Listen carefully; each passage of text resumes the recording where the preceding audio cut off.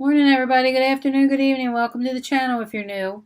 So this is a wealth building channel. So we talk about investments, careers, side jobs that you can do to get out of debt, anything to build your wealth portfolio up. Today we're going to talk about the bear market, the stock market right now. So this will be one of the investment videos. We got tips to save money. So come back and join us, subscribe, and I will see you on the next video. All right, so we're going to talk about our bear market right now that's going on. Thankfully, bears are elusive in the stock market too. Investors aren't quite sure if they just saw one or if they did or whether it's gone or still lurking. A spring spoon bought by seven straight weeks of decline for stocks and a losing streak that only occurred 4 times since 1928. In May, the S&P 500 touched the bear market territory in intraday trading, but closed above the 20% down level. It's considered an official bear market. This video is being recorded in July of 2022. As of June 3rd, 2022, the date for returns and other data in this story, the S&P is down 14% from its record high set on January 3rd in the same year, which is this year. But after the index near the 3,800 level, the market bounced higher, which didn't surprise many research strategists at securities industries. It's a big level in work. It's roughly 20% from the high, around the average drawdown in a midterm election year. It's a reasonable level to think that that's where the market could bounce. Continued gains could push the index up 4,300, up nearly 13%.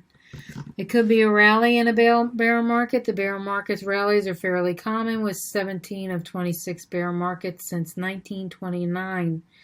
If the S&P 500 breaks below 3,800 in the coming years,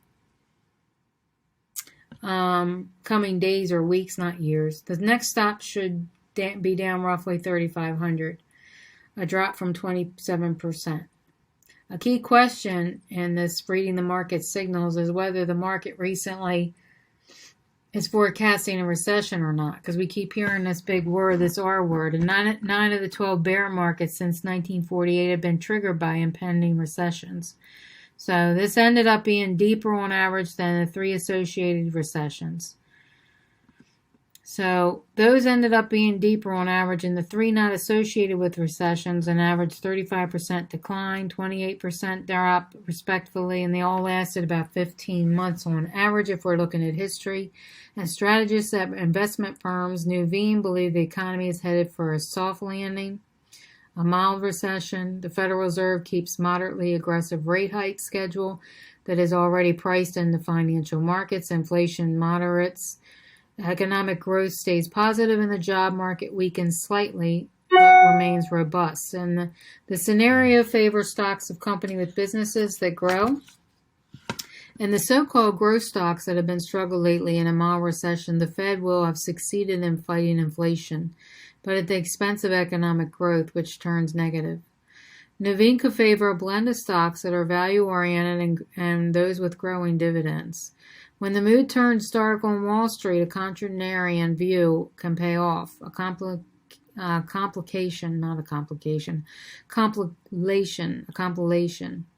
of sentiment surveys showed the optimism around the market across both Main Street and Wall Street are recently lowered about 94%. So many of these conditions are changing for the better. Historically, when confidence was this low, the bear was close to expiring and looking ahead to the next 12 months. It typically signifies a uniquely positive occasion for stock investors. Corporate insiders are better off on better days, having strapped up to buy lately. So many stocks have been battered more than their profit outlook warrants, according to analysts. So we can look at some of these stock markets in retreat right now. So you see the decline or the amount of percentage of decline in this chart right here.